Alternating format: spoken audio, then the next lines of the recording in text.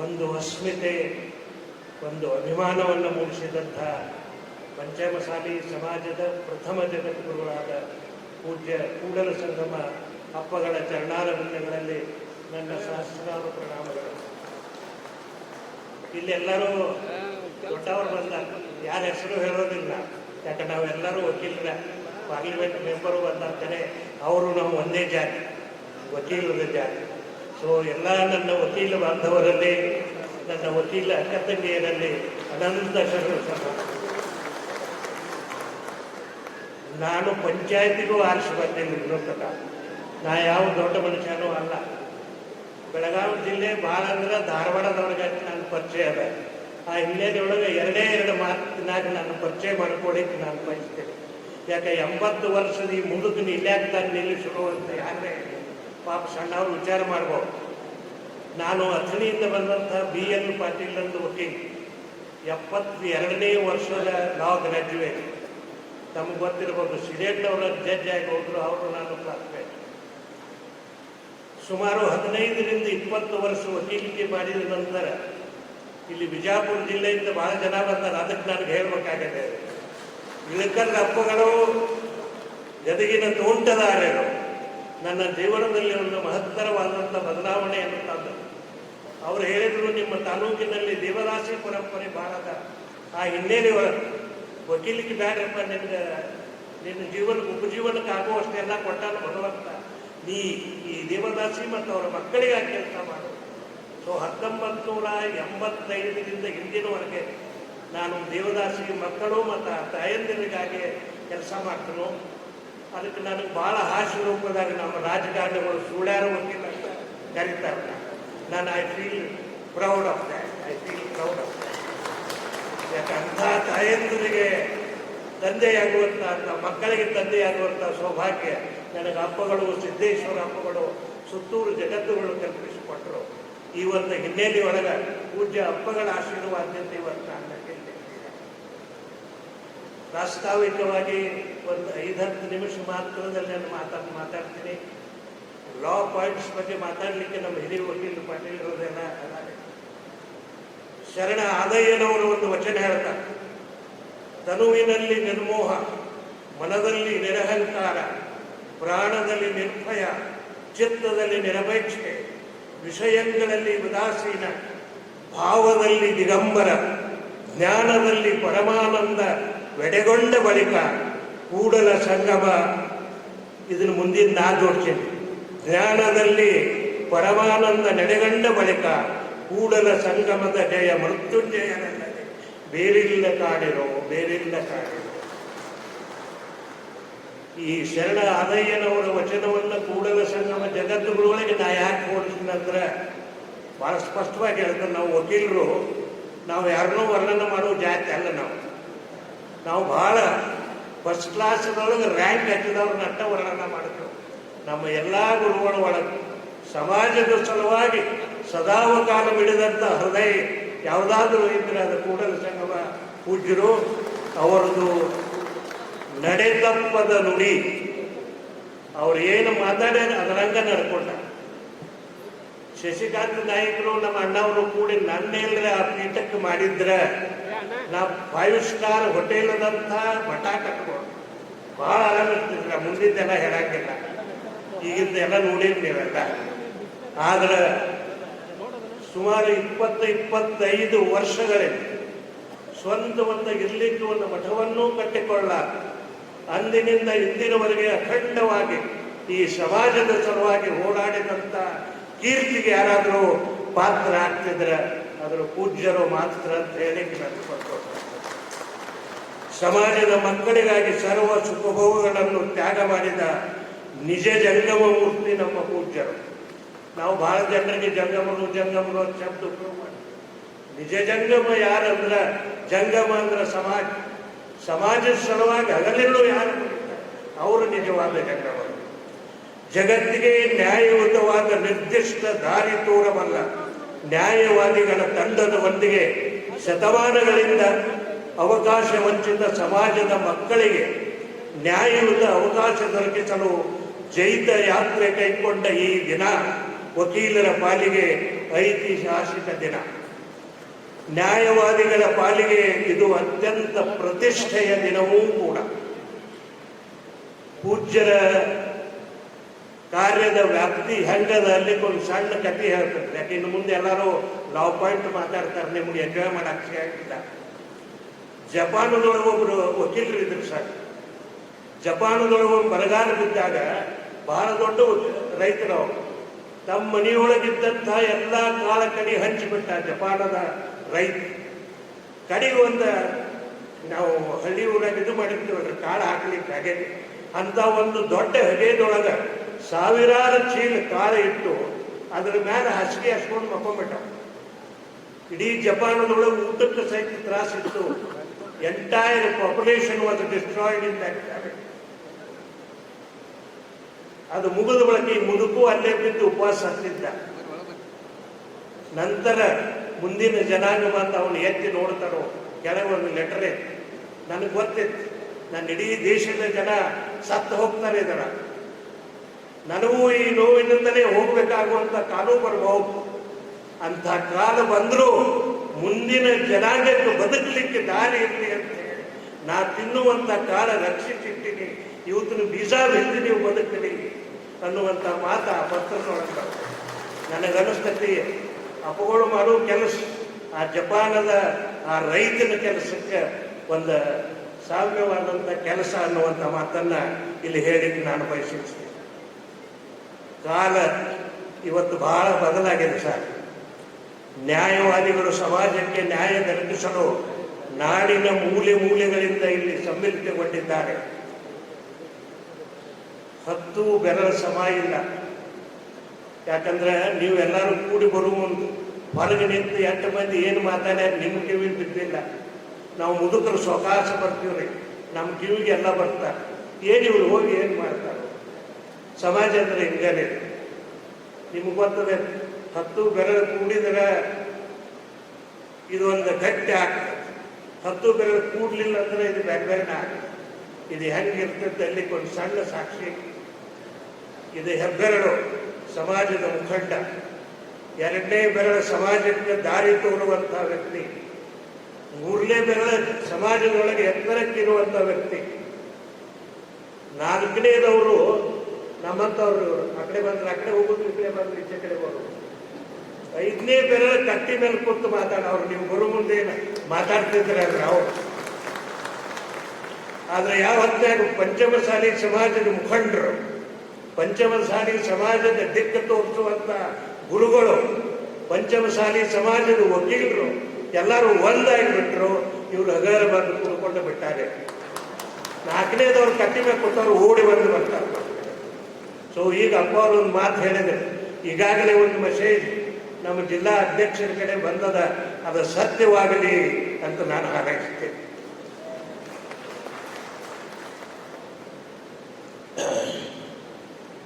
ಇಲ್ಲಿ ರಾಜಕಾರಣದ ಹಿರಿಯರು ಬಂದದ್ದರಿಂದ ನನಗೊಂದೆರಡು ಮಾತು ಟೀಕಾನೂ ಮಾಡಬೇಕು. ಮಾಡದಿದ್ರೆ ತಪ್ಪಾಗ್ತದೆ. ಅಂದಿನ ಮತ್ತು ಇಂದಿನ ರಾಜಕಾರಣ, ಮುಂಬೈ ಪ್ರಾಂತದೊಳಗೆ ಡಾಕ್ಟರ್ ಬಾಳಾ ಸಾಹೇಬ್ ಖೇರ್ ಅಂತ ಹೇಳಿ ಮೊಟ್ಟ ಮೊದಲನೇ ಮುಖ್ಯಮಂತ್ರಿ, Morarji Desai was the home minister. Sir ಅವಾಗ ಏನಾದರೂ ಪ್ರಾಬ್ಲಮ್ ಮಹಾರಾಷ್ಟ್ರದೊಳಗೆ ಆತಂದ್ರೆ ಮುಂಬೈ ಚಲೋ ಅಂತ ಚಳವಳಿ ಮಾಡ್ತದೆ. ಪಂಡರ್ಪುರ ಭಾಗದೊಳಗೆ ದೊಡ್ಡ ಬರಗಾಲ ಬಿದ್ದಿದ್ದರಿಂದ ಅಲ್ಲಿ ರೈತರೆಲ್ಲ ಕೂಡಿ ಮುಂಬೈ ಚಲೋ ಅಂತ ಚಳವಳಿ ಮಾಡಿ ಲಕ್ಷಾವಧಿ ರೈತರು ಬಾಂಬೆ ಕಡೆ ಹೊರಟರು. ಈ ಕಥೆ ಹೇಳುವ ಮುಂದೆ ಸುಮ್ಮನೆ ನೀವು ಈಗಿಂದ ಆಗಿದ್ದ ಕಂಪ್ಯಾರಿಸನ್ ಮಾಡಿಕೊಂಡು ಈ ಸುದ್ದಿ ಬಾಳಾ ಸಾಹೇಬ್ ಖೇರ್ ಮತ್ತು ಮೊರಾರ್ಜಿ ದೇಸಾಯಿ ಅವ್ರಿಗೆ ಗೊತ್ತ ಅಂದ್ಕೊಂಡೆ ಅವರಂದ್ರೆ ಎಂಥ ಅನಾಹುತ ಆಗ್ತದೆ. ಪಂಡರ್ಪುರದ ರೈತ ಮುಂಬೈ ತನಕ ಬಂದ್ರೆ ನಾವು ಮುಂಬೈದಾಗ ಕುಂತ ಮಂತ್ರಿ ಒಳಗೆ ಉಪಯೋಗ ಅಂದವರು ಬಾಳಾ ಸಾಹೇಬ್ ಖೇರ್ ಗಾಡಿ ತಗೊಂಡು ಇಡೀ ಮಂತ್ರಿ ಮಂಡಲ ಕರ್ಕೊಂಡು ಪಂಡರ್ಪುರ ಕಡೆ ಬಂದರು. ಆ ಇಡೀ ರೈತ ಸಮುದಾಯಕ್ಕೆ ಎದುರು ಹೋಗಿ ಹೇಳಿದ್ರೆ, ಏ ಪಂಡರನಾಥ ನೀ ಯಾಕೆ ಬಂದೇವು ಯಪ್ಪ ನನ್ನ ಭೇಟಿಗೆ? ನಾವು ಭೇಟಿ ಪಂಡರನಾಥ ಭೇಟಿಗೆ ಬರಬೇಕಾದವರು ನಾವು. ಎಸ್ ಹೇಳಿ ನಿಮ್ಮ ಡಿಮಾಂಡ್ ಏನದು? ಸರಿ, ಈಗಿನ ಸರ್ಕಾರದ ನೀತಿ ನಡವಳಿಕೆ ಬಗ್ಗೆ ಈ ಕಥೆ ಹೇಳುವ ಅನಿವಾರ್ಯತೆ ನನಗೆ ಬರ್ತದೆ. ಕೇಳಿದಾಗ ನಮ್ಮಂಥ ರೈತರು ನಮ್ಮಂಥ ವಕೀಲರು ನಾವು ಹೇಳಿದೆವು, ನಮ್ಮ ಸಮಾಜ ನಮಗಲ್ಲ, ನಮಗೇನು ರಾಜಕೀಯ ರಿಸರ್ವೇಷನ್ ಬೇಡ, ಏನು ಬೇಡ, ನಮ್ಮ ಮಕ್ಕಳಿಗೆ ಶಿಕ್ಷಣದ ರಿಸರ್ವೇಷನ್, ನಮ್ಮ ಮಕ್ಕಳಿಗೆ ನೌಕರಿ ಒಳಗೆ ರಿಸರ್ವೇಷನ್ ಸ್ವಲ್ಪ ಹೆಚ್ಚು ಮಾಡಿಕೊಡ್ರಿ, ನಾವೇನು ಭಾಳ ಬೇಡ ಇಲ್ಲ. ಹಿಂದಗಿನವ್ರು ಒಬ್ಬರು ಮಾಡಿದ್ರು, ಅವ್ರು ಹೆಂಗೆ ಮಾಡಿದ್ರು ಅಂದ್ರೆ ಇಲೆಕ್ಷನ್ ಏನೋ ಒಂದು 15 ಮಾಡಿದ್ರು. ಯಾಕೆ ಮಾಡಿದ್ರು ಅಂದ್ರೆ ಮೊದಲೇ ನನ್ನಂತ ಅವ್ರು ವಕೀಲಿಗೆ ಹೇಳೇ ಬಿಟ್ಟಿದ್ರು, ಅವ್ರು ನೀವು ಸುಪ್ರೀಂ ಕೋರ್ಟ್ಗೆ ಹೋಗ. ಇದೇನು ನಮ್ಗೆ ತಿಳಿದಿಲ್ಲ, ನಾವು ವಕೀಲರೇನು ಹುಚ್ಚಿರೋದು ನಮಗೂ ತಿಳಿದಿಲ್ಲ. ನೀವೆಂದು ಮಾಡಿರಿ ಅಂದ್ರೆ ನಮಗೆ ಗೊತ್ತಾಗೈತಿ ಈಗ ಆಟ ಆಡಿದ್ರೆ. ಆ 15 ಸಲ ಎಷ್ಟು ಚಂದ ಅದನ್ನು ಮುಗಿಸಿದ್ರು ಬಾಳ ಸಾಹೇಬ್ ಕೇಳಂದ್ರೆ ಒಟ್ಟಾರೆ ಇವರ ಡಿಮಾಂಡ್ ನಂಬರ್ 8 ನಮಗೆ ಈ ವರ್ಷ ಬಿರಾಡ್ ಮಾಫಿ ಮಾಡಿ, ಎಸ್ ಗ್ರ್ಯಾಂಟೆಡ್. ಮೊದಲೊಂದು ನೀರಾವರಿ ಮಾಡಿ ಗ್ರ್ಯಾಂಟೆಡ್. ಇನ್ನೊಂದು ಹೇಳಿದ್ರು ನಮಗೊಂದು 3 ತಿಂಗಳು ಟೈಮ್ ಕೊಟ್ಟು ಅಷ್ಟರೊಳಗೆ ನಾವು ಮಾಡ್ತೀವಿ. ಇಟ್ಟು ಹೇಳಿದ್ರು ಚಳವಳಿ ಮುಕ್ತಾಯ ಆಯ್ತು. ಹೇಳಿದರು ಪಂಡರನಾಥ ಹೋಗಿ ಬಾಯಪ್ಪ, ನೀನು ಇಲ್ಲಿವರೆಗೆ ಬರ್ಲಿಕ್ಕೆ ಹಚ್ಚಿದ್ದ ನಮ್ಗೆ ತಪ್ಪಾಯ್ತು, ನಮಸ್ಕಾರ. ಈಗಿನ ರಾಜಕಾರಣಿಗಳಿಗೆ ಇದು ಮಾಡಲಿಕ್ಕೆ ಏನಾಗಿದೆ, ಏನು ಅಶಕ್ಯ ಅದ ಇದು ಮಾಡಲಿಕ್ಕೆ. ಆದರೆ ನಮ್ಮ ಪರಿಸ್ಥಿತಿ ಹೆಂಗಾಗಿದೆ ಅದನ್ನು ಹೇಳಬೇಕು. ನಮ್ಮ ಸಮಾಜದೊಳಗೆ ವಕೀಲರಿಗೆ ಅಪ್ಪಗಳು ಕರೆ ಕೊಟ್ಟ ಕೂಡಲೇ ಬೆಂಗಳೂರಿನಿಂದ ಚಾಮರಾಜನಗರದ ಹಿಡ್ಕೊಂಡು ಇಲ್ಲಿವರೆಗೆ ಎಲ್ಲ ಜನ ಇವತ್ತು ವಕೀಲರು, ಅವ್ರು ಒಬ್ಬರೇ ಬರಲಿ, 10 ಮಂದಿ ಬರಲಿ, 100 ಮಂದಿ ಬರಲಿ, ನಾವೆಲ್ಲ ಕುಡಿದೀವಿ. ಆದರೆ ಒಮ್ಮೊಮ್ಮೆ ಹಿಂಗಾಗ್ತದಲ್ಲ ಸಮಾಜದೊಳಗೆ, ಅವ್ರು ಮಾಡೋದ್ರಲ್ಲಿ ಮಾಡಲಿ ಬಿಡ್ರಿ, ಆತು ಫಾಯ್ದೆ ಆಯ್ತು, ಆಗದಿದ್ರೆ ನಮಗೇನಾಗ್ತೈತಿ ಅನ್ನುವಂಥ ಸಮಾಜವೇ. ಅದಕ್ಕೊಂದು ಸಣ್ಣ ಕತೆ ಹೇಳ್ತದೆ. ಮಾರ್ಟಿನ್ ನಿಯೋಮುಲ್ಲರ್ ಅಂತ ಹೇಳಿ ಜರ್ಮನ್ ಆಂಟಿ ನಾಜಿಸ್ಟ್ ಒಬ್ಬ ಫಿಲಾಸಫರ್ ಇದೆ. ಅವು ಇಡೀ ಆಂಟಿ ನಾಜಿ ತತ್ವದ ಪ್ರತಿಪಾದನೆ ಮಾಡಿದಂಥ ಆ ಕಾಲದ ದೊಡ್ಡ ತತ್ವಜ್ಞಾನಿ.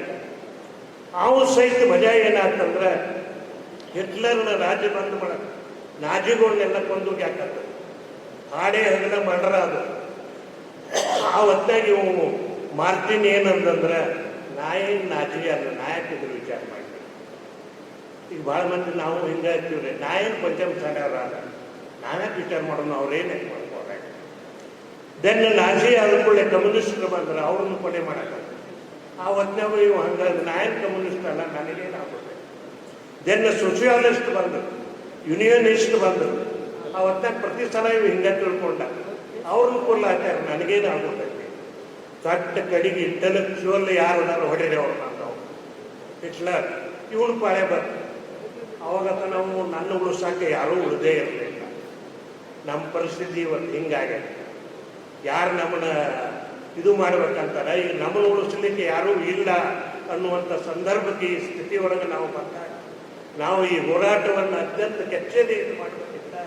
ಮೊನ್ನೊಮ್ಮೆ ಹೇಳಿದ್ದೀನಿ ನಾನು, ನಮ್ಮ ಯಂಗ್ಸ್ಟರ್ ಏನು ಬರೋದು ಬೇಡ್ರಿ, ಯಂಗ್ಸ್ಟರ್ ನೀವು ಬಂದಿದ್ದೀರಿ.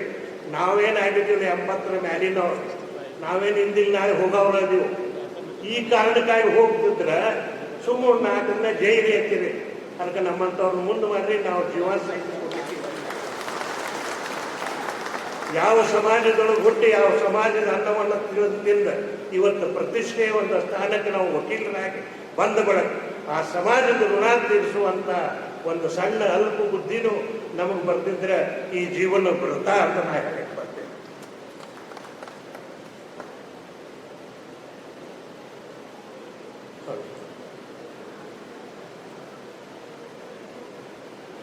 ಇನ್ನೊಂದು ಚರ್ಚೆ ಬಹಳ ಆಗ್ಲಿಕ್ಕೆ ನನ್ನಂತೂ ಧಾರವಾಡದಾಗ ಸ್ವಲ್ಪ ದಿನ ಇರ್ತೀನಿ ಸರ್ ನಾ ಯಾವಾಗಲೂ.